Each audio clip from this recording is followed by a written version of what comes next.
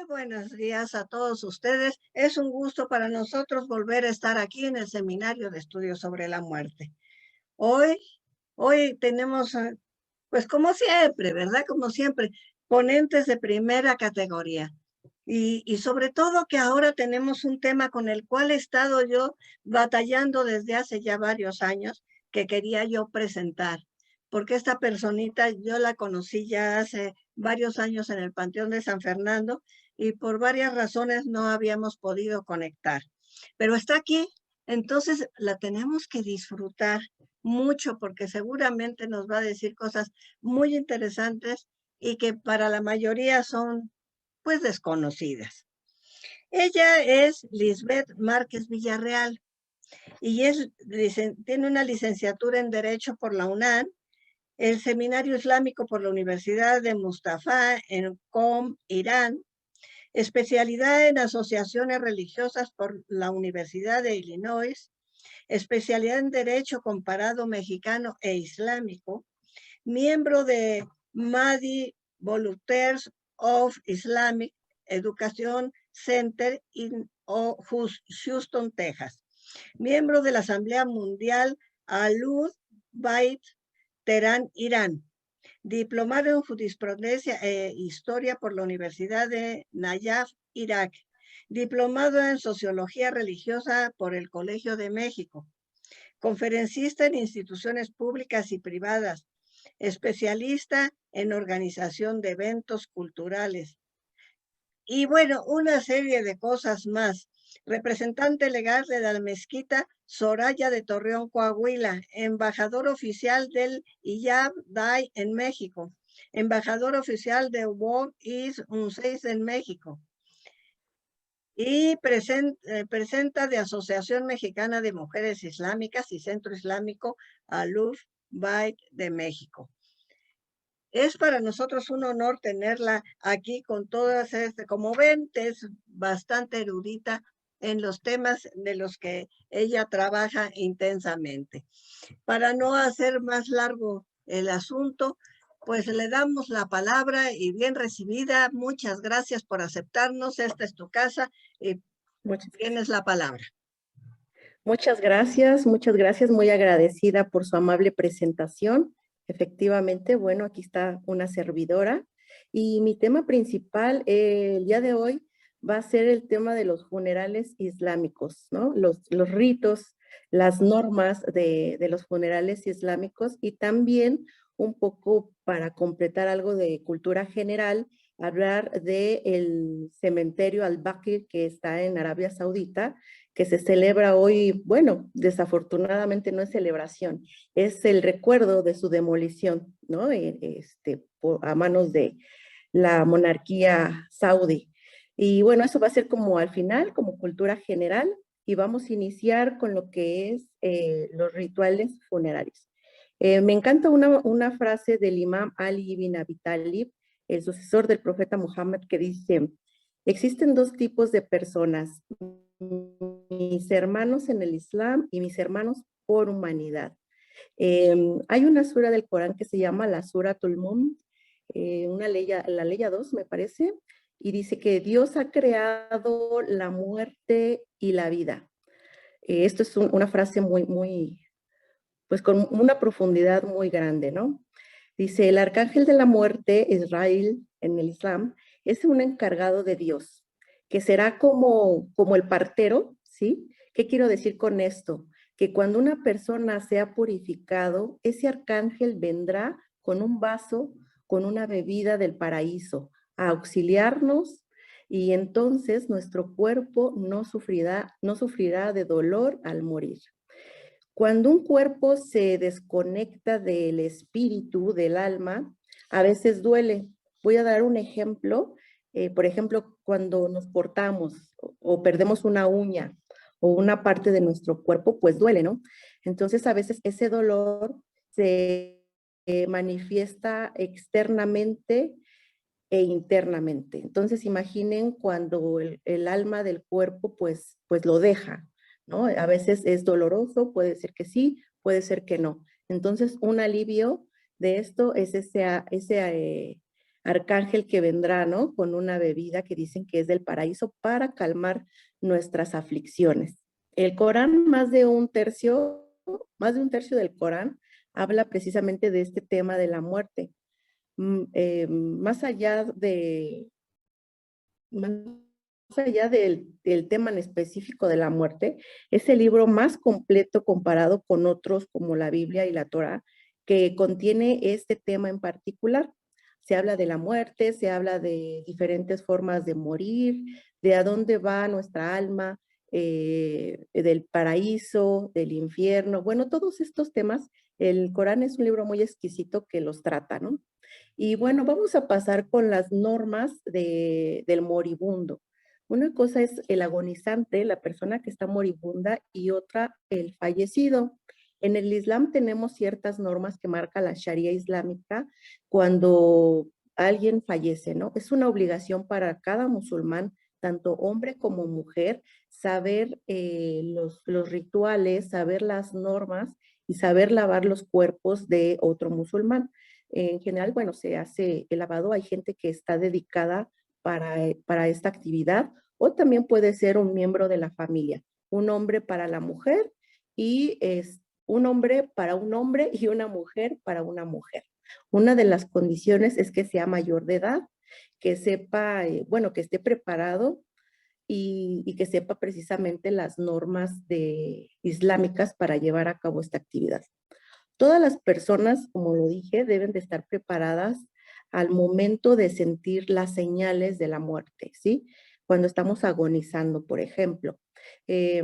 ¿Por qué? Porque es una obligación del moribundo cumplir con todas esas obligaciones que tiene, como, por ejemplo, si tiene deudas, debe dejar sus deudas saldadas.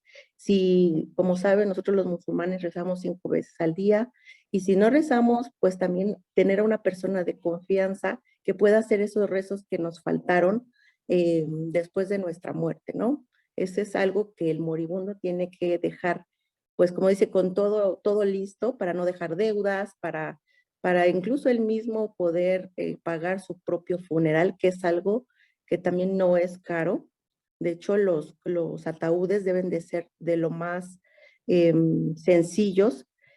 Lo ideal es que el muerto no sea enterrado con ataúd, ¿verdad? Que sea directamente en la tierra, pero si no es así como el caso de Occidente, que las normas nos rigen y no son islámicas, se dice que, bueno, utilices un ataúd de una madera que sea de lo más sencilla, que no contenga fierro, el ataúd, y que sea algo muy sencillo.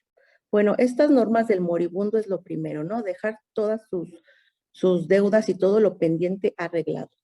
Otra de las normas dicen que todas las personas, bueno, están preparados para esto, y ya que estamos preparados, hay 2 personas, o generalmente son 2 o 4 personas, que al estar con el fallecido acompañándolo, con el moribundo, perdón, el cuerpo debe de estar directo hacia la Meca, hacia donde nosotros rezamos.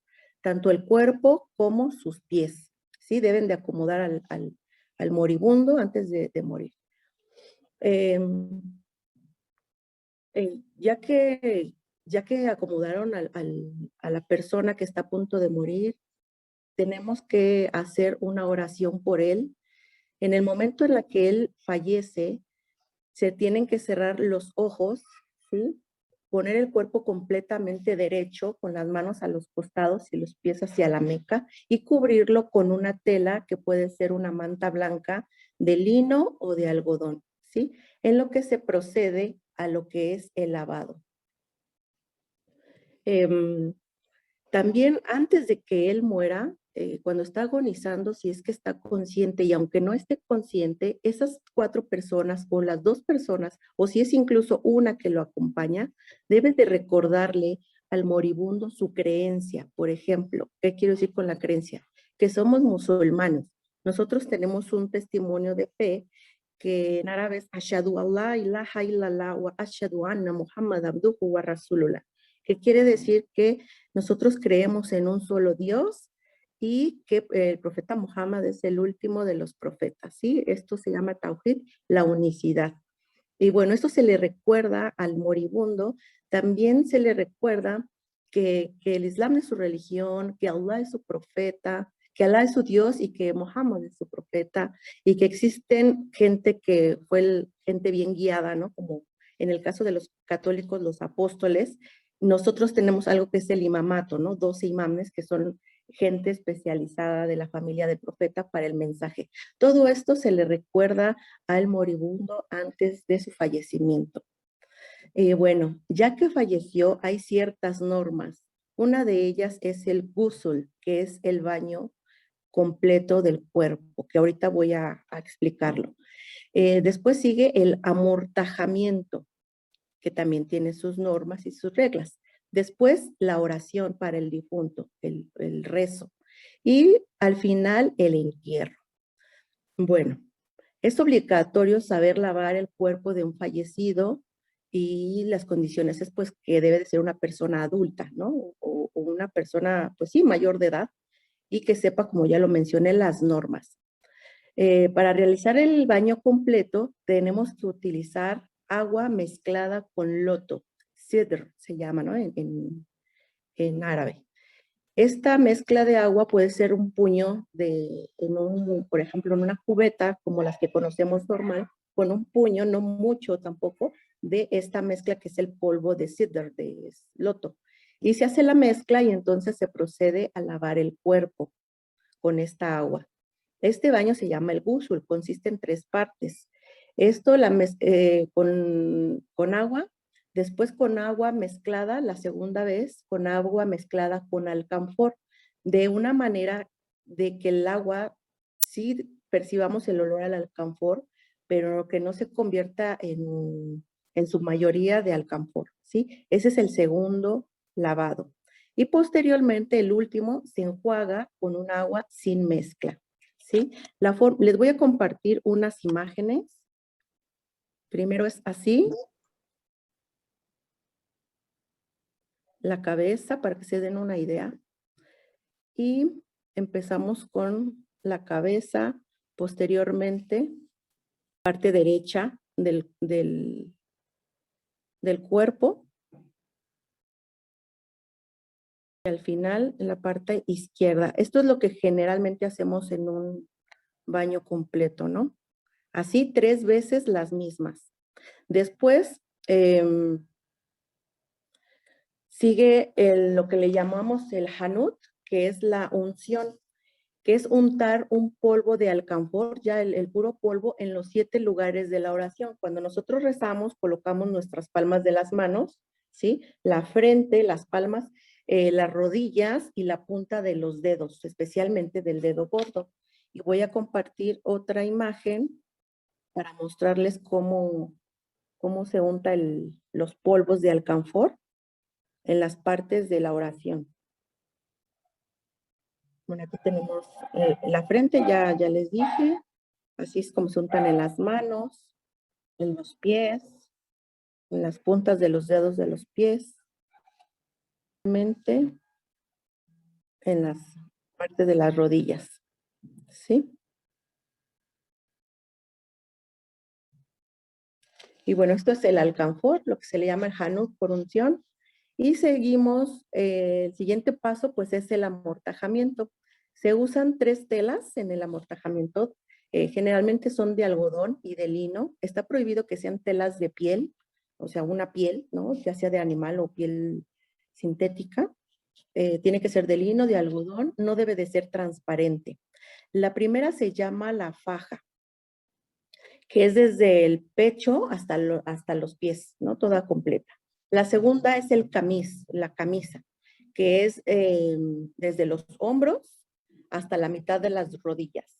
Y después se debe de cubrir con la última, que es una tela completamente desde la cabeza hasta los pies, ¿sí? Les voy a mostrar unas imágenes, a compartir unas imágenes de esta tela.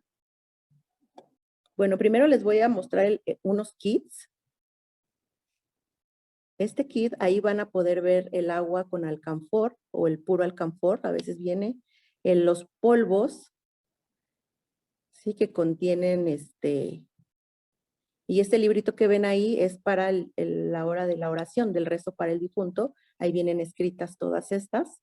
También ese círculo que es como una piedra, es una piedra que utilizamos para el rezo, que viene de la tierra donde están enterrados, ya sea el profeta o su familia, su descendencia. También se entierra el muerto con estos objetos, ya sea con la piedra, ¿no?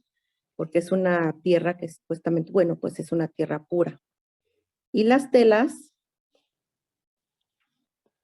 se amortaja ya el cuerpo que está listo para el entierro. Estas letras en árabe están escritas precisamente con la tierra de Karbala, que es donde está enterrado el nieto del profeta Muhammad. Puede ser con tierra de Karbala o con tierra de, incluso de Arabia Saudita, donde está enterrado el profeta. Es una costumbre. No siempre se escriben estas, son nombres de Dios, ¿sí? Adjetivos calificativos como el clemente, el misericordioso y una serie de súplicas, de dúas para que el muerto pues recuerde hasta el final de su momento en la espera del día del juicio, ¿no? Mientras que tenga esta mortaja en su cuerpo para que le ayude a las aflicciones y demás. Entonces, esta mortaja a mí me encantaría pues presentársela en vivo, ¿no? Ya que termine la pandemia y podérselas mostrar y traducirles exactamente todo lo que dice. Esa es parte de una, no es obligatorio que estén estas letras escritas, por supuesto, basta con que tengan la tela de algodón y sin tener nada escrito, pero bueno, si se tiene, pues qué mejor. Así viene el kit, otro kit con todo lo que lleva, algunas flores, hojas de flores aromáticas. Es diferente la manera, hay muchas maneras de utilizar. Por ejemplo, hay gente que utiliza loto, hay gente que no, que es con pura agua y alcanfor. Como pueden ver en la imagen, ahí hay como unos palitos del lado amarillo, en la parte de hasta arriba, que es un palo, arriba del peine, no sé si lo logran ver, que es un palito que es aproximadamente de 3 centímetros de ancho, que con eso se le limpian los dientes al difunto, ¿sí? No siempre se le limpian los dientes, pero hay gente que sí lo hace. De igual manera, las mujeres que tengan las uñas, bueno, los difuntos, las mujeres que tengan las uñas pintadas, pues se procede a despintarles las uñas antes de hacer el lavado del cuerpo. Ujú. Y bueno, estas son las telas que se utilizan, el tipo de tela. Y bueno, la oración del fallecido es algo muy importante. Sin la oración, bueno, pues quedarían todos los rituales incompletos, ¿sí? La oración la lleva a cabo, puede ser el líder de la comunidad, un sheikh, un imam, o simplemente cualquier persona que sepa hacer la oración, que sea un adulto. Y consiste en 3 takbirs, que quiere decir que Dios es grande, el primero. Dios es grande y va acompañado de una súplica. Las súplicas son pedimentos a Dios para el difunto. También se dice la shahada, lo que es el testimonio de fe para los musulmanes, y también un salawat, que es, bueno, se los voy a traducir, que es Allahumma salli ala Muhammad, wa ali Farayahu, que quiere decir en español que todas las salutaciones son para el profeta y su familia bendita. Después decimos, por ejemplo, el nombre del creyente, ¿no? De la persona fallecida y pedimos por su perdón y que lo bendizca, ¿no? Al fallecido. También se pide y se dice que Dios perdone a todos los creyentes, eh, sean musulmanes o no. Es algo que también se menciona en la oración del fallecido. Siempre, por eso la frase del Imam Ali con la que empezamos me gusta mucho porque no dejan, el musulmán no deja de pensar en sus hermanos, aunque no sean musulmanes, incluso cuando estamos ofreciendo una oración para el fallecido, porque también muchas veces pues hay gente no musulmana que viene a los funerales, ¿no? Ciertamente, pero incluso en los países islámicos donde no hay gente no musulmana, se dice esto, ¿no? Dios perdona a los y las creyentes. Se dice el nombre del fallecido o de la fallecida y se procede a decir, discúlpalo, Dios perdónalo y hacer unas súplicas para él. En eso consiste la oración del fallecido. El cuerpo, les voy a compartir una imagen de cómo se coloca al momento de la oración. No debe de estar ni muy arriba, o sea, a la altura del orante, casi en el tamaño de donde está su corazón, no debe estar o abajo o un poquito abajo de lo que es la cintura del que va a ofrecer el rezo. ¿Sí? El cuerpo también a la hora de la oración del difunto debe de estar hacia la Qibla, que es hacia la Meca, donde rezamos los musulmanes. En este rezo no se postra. No sé si sepan que nosotros pues pegamos la frente al piso cuando vamos a hacer nuestras oraciones. En este caso no nos postramos para la oración. Y la hora del entierro, bueno, en el entierro, el cuerpo se debe de poner del costado derecho, ¿sí? Que su rostro vea hacia el lado derecho. Y las criptas, las fosas, deben de estar precisamente dirigidas hacia la Meca. Ese es uno de los requisitos para el entierro del fallecido. Ya mencioné que debe de ser sin un cajón. Y bueno, en caso de que no estemos en un país islámico, pues que sea un ataúd muy, muy sencillo, que no contenga objetos de fierro, de hierro, y que sea muy, muy sencillo. También se deben de enterrar en cementerios musulmanes, por supuesto. No debe de haber un derroche de dinero y, y también debe de tener cierta profundidad de manera de que no, como lo marcan las leyes aquí en México, ¿no? Que el cuerpo no vaya a ser torturado por los animales o que también salga el olor del cuerpo en descomposición y que salga al aire, ¿no? Entonces debe tener unas normas, generalmente son 2 metros hacia abajo, y dependiendo también de cada país, tenemos que respetar las normas. No sé si tengan alguna duda, les voy a comprar. Se coloca el cuerpo y del lado derecho y se ponen una serie de bloques de cemento y posteriormente pues ya la tierra. Hay diferentes tipos. Ahorita voy a compartir. Esta, por ejemplo, es una oración al fallecido, una oración comunitaria.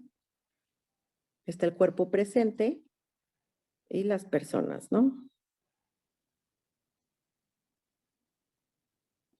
Esta es la manera en la que se coloca el cuerpo del lado derecho hacia la Qibla, hacia la Kaaba, donde rezamos. Y así posteriormente, bueno, ya se colocan los bloques. Hay gente que coloca los bloques de cemento y otros que directamente la arena o la tierra lo colocan en la fosa. Y vamos a compartir algo del cementerio, de los cementerios islámicos. Antes, el cementerio que les digo, el cementerio Al-Baqir, era así sus criptas, eran unas criptas muy hermosas, donde estaba, por ejemplo, en aquella época, está en ese cementerio Janat al-Baqir, está enterrada la que era la primera esposa del profeta Muhammad, Sayyida Khadija, está el imam Sayyad Abdin, Jafar, imam al-Bakr, el hijo del profeta Muhammad, Ibrahim, que falleció también de pequeño, Kulthum, Zainab, Rukaya, que eran las hijas adoptivas del profeta. Y bueno, todos ellos estaban enterrados en este cementerio que le llamó el profeta Janatul Bakr en recuerdo bueno, fue uno de los primeros cementerios. ¿Qué quiere decir Bakr? Que es espinas, arbustos espinosos. En aquella época el profeta vio que estaba ese terreno grande lleno de arbustos espinosos, lo limpió junto con su gente y entonces dijo, bueno, aquí será, ¿no? El cementerio, el primer cementerio musulmán. Y por eso lo llamó Janatul Baqi, que es Janatul es el Janat del el paraíso y Baqi los arbustos espinosos. Este cementerio está en Medina. Bueno, existió en la época del profeta, así con estas criptas, con estos monumentos, porque pues era un cementerio que era importante, ¿no? Y hasta hoy día es importante. ¿Qué pasó? ¿Qué pasó con este cementerio? Aún existe, pero según el grupo radical wahhabita, en 1806 se lo destruyó, fue la primera destrucción. Luego en 1925 y hasta ahora, bueno, pues solo quedan les voy a compartir lo que queda hoy del cementerio, que existe, por supuesto, pero ya no tiene estos grandes muros, murallas o criptas, cúpulas que eran muy lindas, pues ya no las tienen. Ahora quedó esto así, que por supuesto esta gente radical pues no le permite a las mujeres ir al cementerio, ya no se permite tener cúpulas, solo los nombres y unas piedras de los personajes de la historia que están enterrados ahí, ¿no? Y es un suceso que provocó indignación a muchos musulmanes. Incluso en aquel tiempo las autoridades de los otomanos reconstruyeron los templos, las criptas, pero a través del rey Ibn al-Saud, ¿no? Que es una monarquía en Arabia Saudita en 1925, concedió el permiso para volverlo a destruir. Por eso hoy precisamente se celebra ese día, ¿no? El Día del Dolor, el día de Yaumingam. Yaumingam es el Día del Dolor porque, bueno, pues se destruyó patrimonio cultural de la humanidad, ¿no? Y no nada más el cementerio donde estaba la familia del profeta y parte de la historia, sino también muchas escuelas donde el profeta empezaba a islamizar a los primeros musulmanes, donde nació su hija. Y bueno, pues es una tristeza, ¿no? Que esta pseudoescuela radical de musulmanes hayan hecho esto, destruir la historia y bueno, pues apagar la llama de la familia del profeta, ¿no? ¿Por qué lo destruyeron? Porque según para ellos no es un grave pecado adorar a cualquier otra persona que no sea Dios. Entonces ellos decidieron que para que la gente no fuera a visitar las tumbas de estos personajes, del profeta, de su familia y demás, con el objeto de adoración, pues dijeron mejor, vamos a destruir todo esto y que la adoración solo sea para Dios. Sin embargo, en la historia sabemos que incluso el profeta visitaba los panteones, ¿no? Y incluso les rezaba en los panteones a los muertos de aquella época, a su hijo, lloró cuando murió su hijo. Entonces, esto contradice lo que es incluso la ley islámica de destruir este tipo de pues, patrimonio cultural, ¿no? De la humanidad finalmente. Esta es la historia del cementerio Yamut al-Bakir, que hoy precisamente es el día en que se recuerda esta demolición. No sé si tengan alguna duda, como ustedes saben, es algo muy sencillo, lo de los funerales islámicos, las normas del moribundo, las normas del fallecido, el hanud, que es la unción, ¿no? De poner el alcanfor, los polvos, la oración del fallecido, el entierro. Todas estas cosas, bueno, todas estas actividades, es una obligación para nosotros saberlo. Hay algo muy importante, es que está prohibido la cremación del cuerpo, ¿sí? La cremación del cuerpo o sumergir el cuerpo en agua de manera que se desintegre, ¿sí? Está prohibido en el Islam, no se puede cremar ni sumergir el cuerpo para su desintegración. Entonces, eso es con lo que concluyo. Si tenemos dudas, con mucho gusto escribimos y se las contesto por correo. Muchas gracias. Muchísimas gracias. Pero yo sí tengo algunas dudas.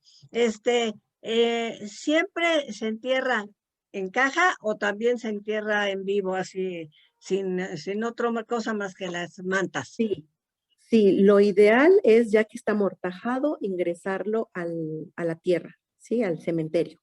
Eso es lo ideal. Es una descomposición, dicen, más rápida, regresamos a la tierra lo que somos y incluso puede haber vida más rápido, ¿no? Flores, árboles, pero sí, es lo ideal, que se entierre así, en la tierra, directamente sin ataúdes. Y eso sí está permitido allá. Sí, sí, sí, en todos los países Ah, pues, islámicos es. sí, Nada sí. más se usan, por ejemplo, los cajones, porque a veces, por ejemplo, de la casa del difunto hacia el cementerio, es muy recomendable pues que la gente vaya acompañando al difunto y a veces lo llevan en las calles y entonces no lo llevan de cuerpo presente así visto, ¿no? Sino lo llevan en el ataúd o en algunas como camas de un material de madera para llevarles como unas camillas, por así decirlo, en el traslado de lo que es su casa al cementerio, ¿no? O de la funeraria al cementerio.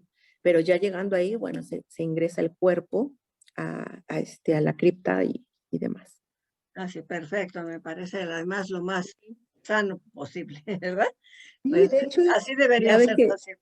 hoy día hay muchos cementerios ecológicos que le llaman, incluso ya los ataúdes son de bambú, muchos están haciendo esto de bambú y es algo que es más sano para la ecología, ¿no? Para la tierra y demás, más que el cajón y esto que el Islam prohíbe el acero, el hierro en los ataúdes, precisamente es porque esto finalmente contamina más a la tierra que el mismo cuerpo, Claro, el ¿sí? cuerpo no lo Entonces, contamina, es exactamente. vida, va a dar más vida. Ujú.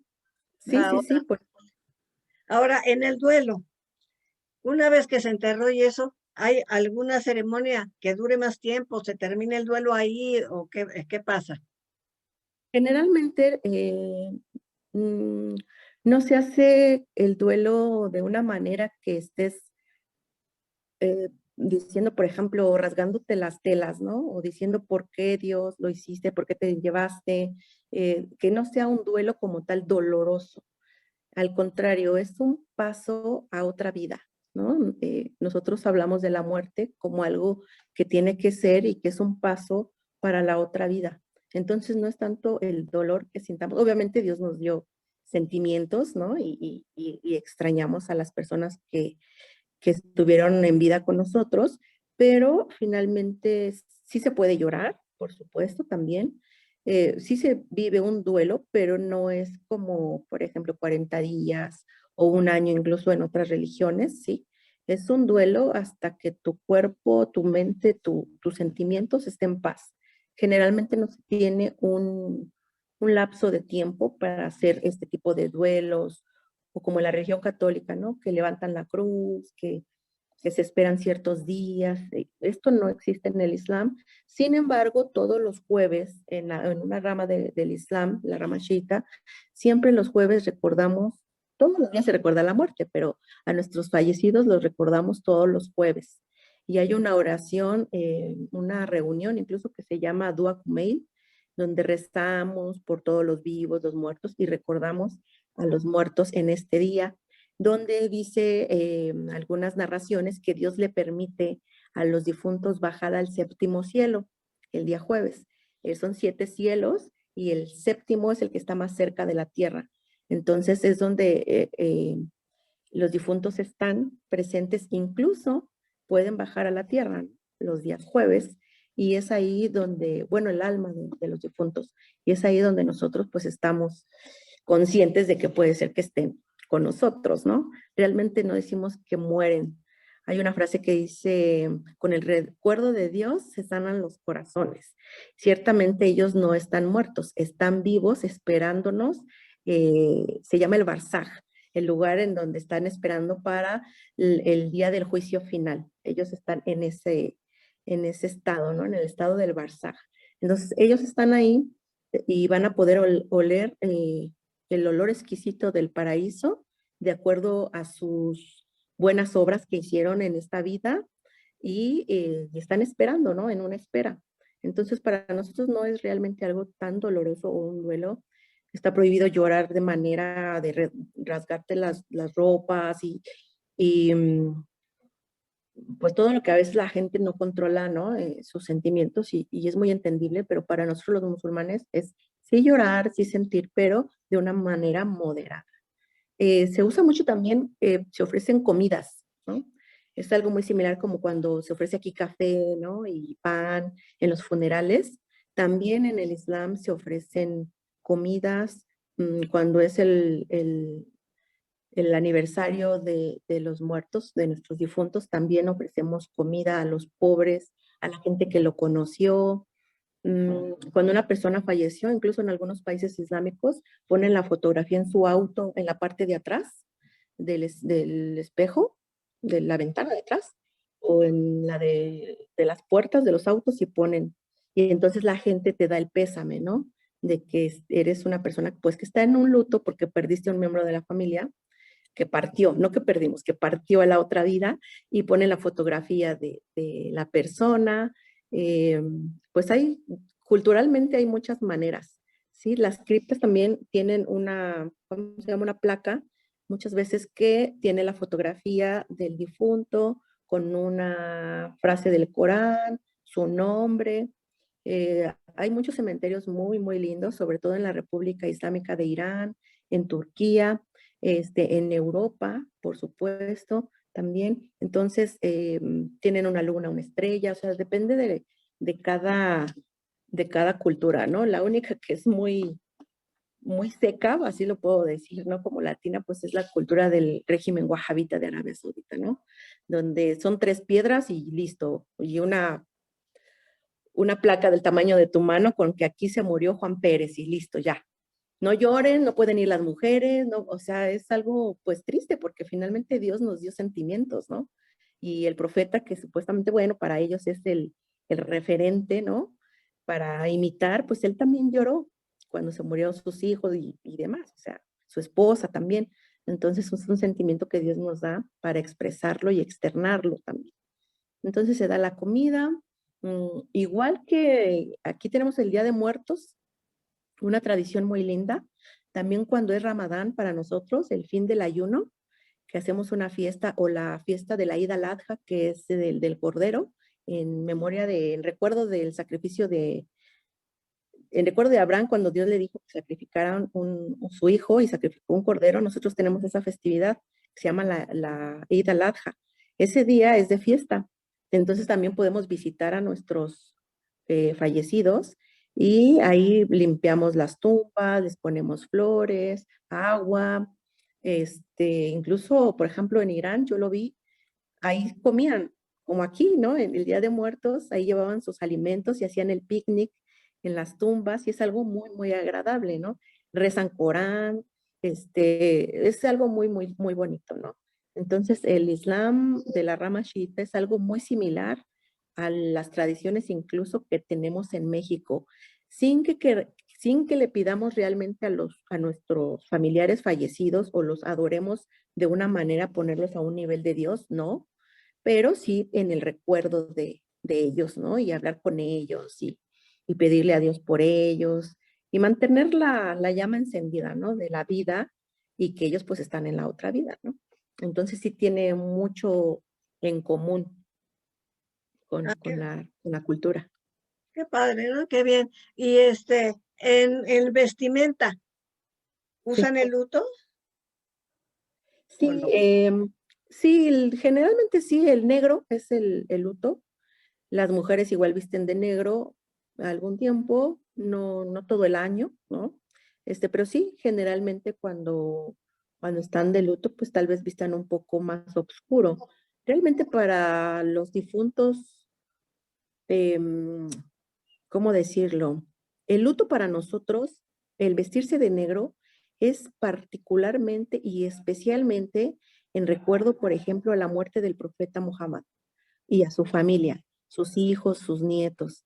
Si hablamos de ese tema de la historia, pues fue un martirio, ¿no? Así como martirizaron a Jesús, ¿sí? También a la familia del profeta por predicar en aquel tiempo, pues lo martirizaron a sus nietos, a Hassan, a Hussein. Entonces, este es un luto, se llama el mes de Muharram, de Ashura, y ahí sí, todos estamos vestidos de negro, por lo menos las ramas del Islam que sigue a la familia del profeta, ¿no? Al profeta y a su familia. Ese es un luto especial y sí se viste de negro. Pero para nuestros familiares que no son descendientes del profeta, ni como los apóstoles, ni nada de eso, sí se viste de negro, pero no, no es obligatorio. puede ser cualquier color de oscuro, por supuesto, ¿no? En respeto, ¿no? Pues que es, pues eso, que es un luto, que es un poco triste, pero no es obligatorio, ¿sí? Vestir de luto. Por supuesto que si nosotros como musulmanes vamos a algún funeral de alguien que no es musulmán, respetamos las normas éticas, ¿no? El protocolo y por supuesto nos vestimos de negro o de colores oscuros para asistir a los funerales. Que cada día en México se usan menos, vas como puedes. Te avisan de que alguno se murió y vas a cumplir el protocolo como vas, ¿no? De rojo, verde Sí, o sí, sí. amarillo, no importa, O ya eso también se ha quieren ido todos de perdiendo. blanco, ¿no? Sí, también ¿No? se usa mucho el blanco con estas ideas también asiáticas, ¿no? De China Claro. y esto, y Sí, las sí, hemos sí. copiado en algún momento. Pues eso hace que, ¿no? Esta relación mundial que tenemos ahora los seres humanos. Multicultural. Yo en Irán estaba dando una charla del velo islámico, ¿no? Ajá. Y lo comparé, pues porque yo soy mexicana musulmana.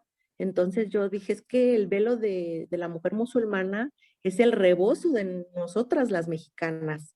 Que se esté perdiendo la tradición es otra cosa, pero no debe de ser algo extraño para los latinos o Occidente en general traer un velo, porque finalmente mis abuelas, ¿no? Usaban el velo para la iglesia, incluso cuando murió un familiar, sí, usaban el velo también. Mi esposo es gallego y bueno, casi un año la abuela en Galicia estaba de negro y con el velo puesto, una mantilla negra puesta, ¿no? Entonces no, le digo, se les haga tan extraño esto del velo porque antes ya se usaba en México.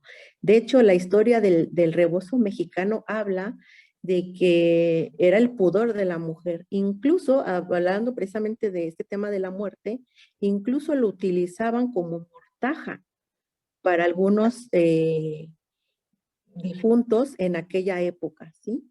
Entonces servía como mortaja el velo, el rebozo, servía como protección para los bebés, ¿no? El arrullo famoso con el rebozo. Es algo maravilloso en nuestra cultura mexicana. Y cada que yo hablaba del rebozo, bueno, casi lloraba acordándome de México y del rebozo, porque yo decía, es que es igual que el hijab, también el velo ¿no? El velo, porque también es pudor, son muchísimas cosas, ¿no? Las clases sociales de aquel tiempo, los colores. Entonces, hablando de este tema, pues ahorita se me vino a la mente mencionar eso del rebozo, porque también era un artículo indispensable como una mortaja en aquel tiempo pues para los difuntos, para cubrirlos. Entonces, Sí, pues es exquisito hay un lugar, toda esta mezcla de culturas. sí, ¿verdad? Hay un lugar en México, ¿cómo se llama? Tenancingo, que se hacen rebozos. Y ahí todavía Sí. alguna que otra persona sigue la tradición del rebozo negro para mortaja.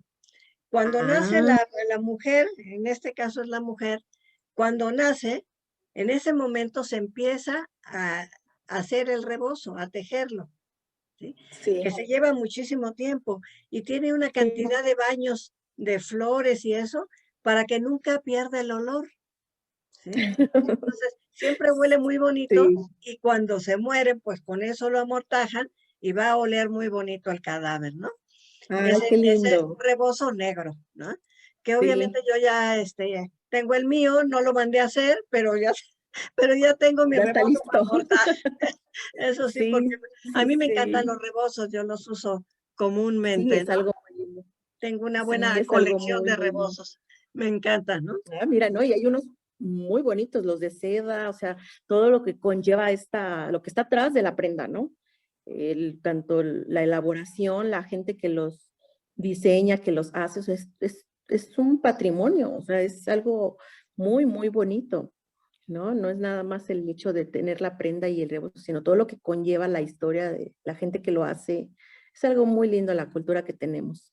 Nuestro Día de Muertos también, maravilloso. Yo lo gozo mucho Pues y siempre estoy difundiendo el Día de Muertos precisamente en este ámbito islámico, ¿no?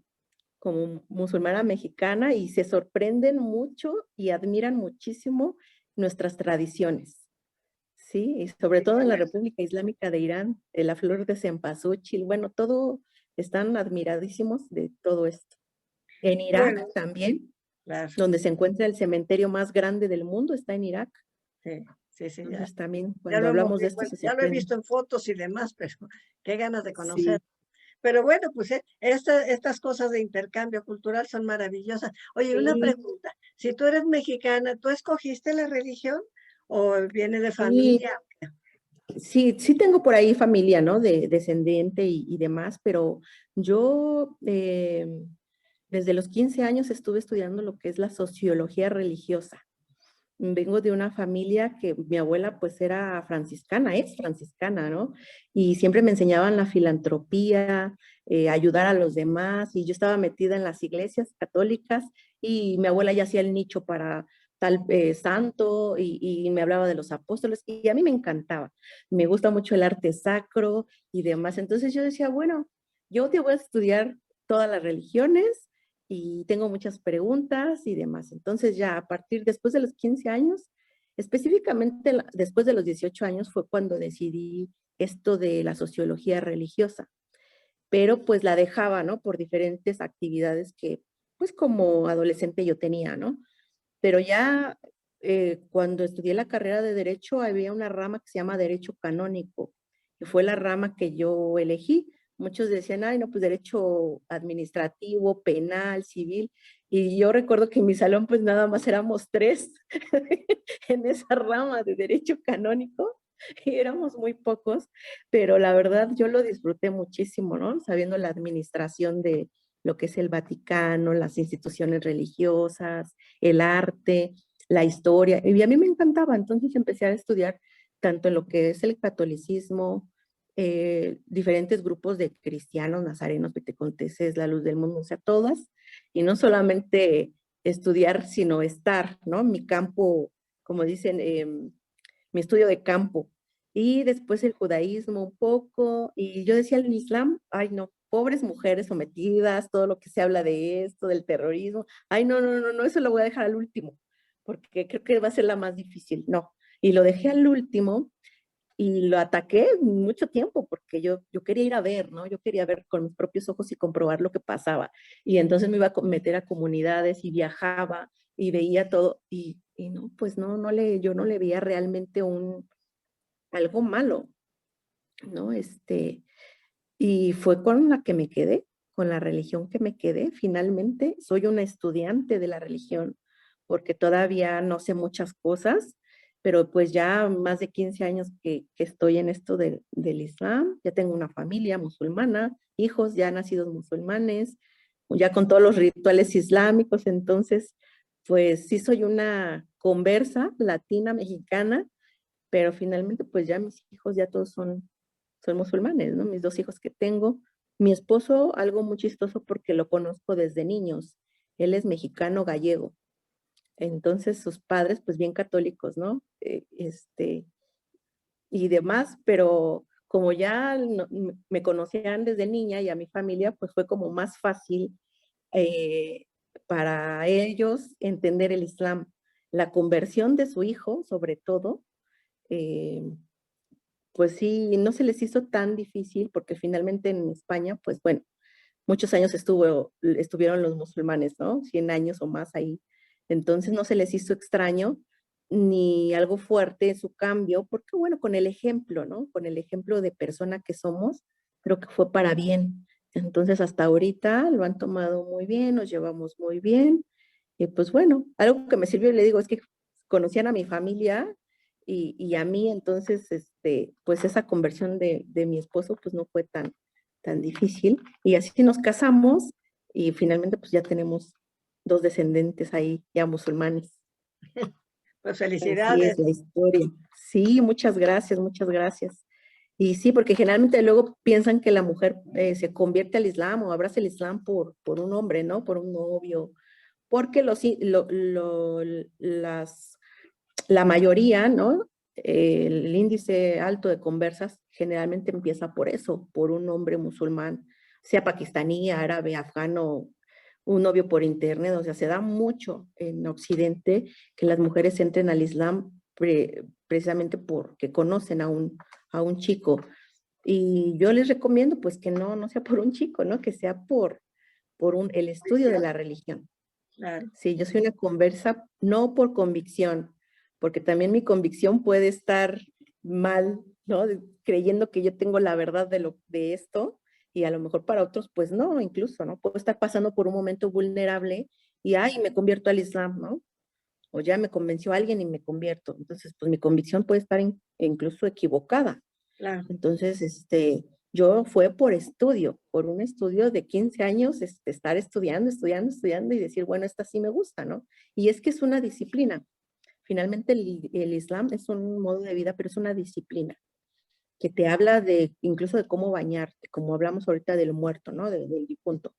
Igual, ¿no? Cómo bañarte, cómo limpiarte, cómo purificarte, qué comer. O sea, es un todo, es un todo. Son muchas normas, una disciplina que es en un beneficio para nosotros. Entonces, si tú te conviertes a alguien por el novio, pues generalmente no, a veces, Fracaso. bueno, lo que ha pasado aquí en México, ¿no? Que han fracasado y hay divorcios, porque a veces el extranjero, pues, no es, ni ellos mismos saben su religión, o sea, es como acá, ¿no? Los católicos que es por tradición, no por estudio. Eso les pasa mucho a los extranjeros, que son musulmanes de nacimiento, pero no saben, no tienen los estudios islámicos, son por tradición. Entonces, una chica que no sabe piensa que la tradición del saudí o del pakistaní, ¿sí? O del iraní o de alguien, piensan que eso es la verdadera religión. Se mezcla la cultura con la religión y eso no debe de ser. El Islam sus normas son muy específicas, ¿sí? Como por ejemplo en Saudi, ¿no? Y esta rama wahabita que no quiere que las tumbas se visiten por las mujeres. Es muy diferente eso en Irán, por ejemplo, que las mujeres se arreglan y van a visitar a sus difuntos, ¿sí? Que la mujer también puede lavar a su madre, a su hija, ¿no? En caso de fallecer, que la mujer también puede estar en todos los ámbitos de la vida presente. Y en algunas ramas islámicas no, pues su costumbre no les permiten eso. Entonces, pues es mejor estudiar, convertirse por estudio que por la cultura de unos cuantos.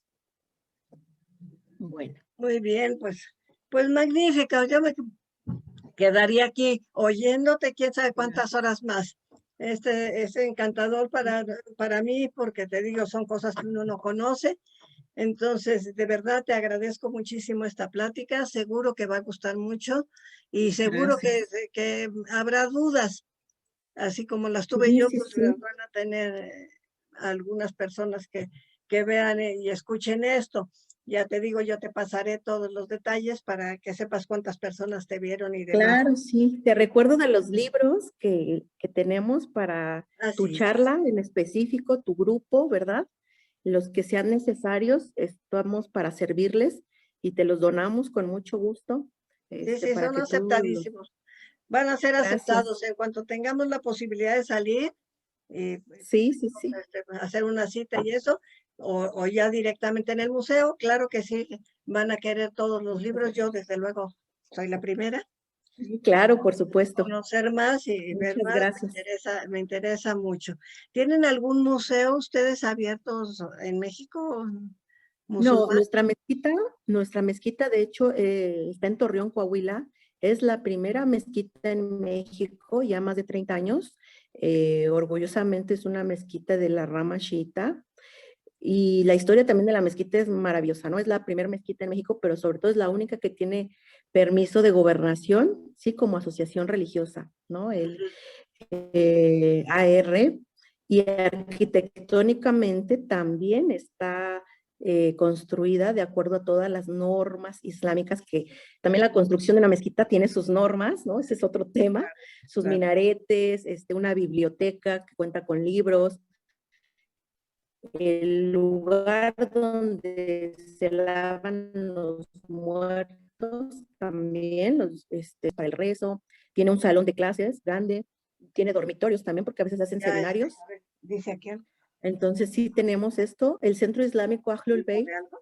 y la asociación también, ahorita tenemos cerrado pues por la pandemia, pero sí tenemos un lugar donde nos pueden contactar. Ahorita todo es igual, online, por Sí, la ¿verdad? pandemia. No nos Sí, queda de otra. ¿Quién nos iba a decir que así nos es. iba a tocar vivir una pandemia, no? Nosotros que Sí, en sí, el sí, seminario le hemos estudiado tanto la historia de las pandemias, pero bueno, pues mira, nos tocó vivirla y ya así estamos es. casi de salida. Ya vamos, Gracias a Dios, ya sí. casi vamos para afuera, ¿verdad? Ya esperemos que sí, Gracias. que salgamos rápido. Pues no me queda Muchísimas más que gracias. agradecerte muchísimo desde tu plática y pues decirte que esta es tu casa, que te vamos a volver a invitar y Claro que que sí. sea ya presencial, ¿sí? Y Muchas gracias. aprovecho para no solo dar las gracias a nuestra querida ponente, sino para darles las gracias a Alejandra Utrilla, la arquitecta, directora del Museo Nacional de la Revolución, por su espacio, a todos los trabajadores que permiten, que nos ayudan para que esta transmisión pueda subir en vivo. Esto va a ser el tercer martes del próximo mes y a las 11:30 de la mañana. Y yo de todas maneras te mando el cartel que Claro, se hace de invitación para que tú lo pagues por donde quieras, lo muchas compartas gracias. y tengamos bastante público porque esta plática amerita mucho público. Pues muchísimas Muchas gracias, te gracias. despedimos, un abrazo muy Gracias, que esté muy mexicano, bien. con mucho cariño y estamos en Gracias. contacto. Muy buenas Igualmente tardes de a acá todo nuestro para público. ustedes.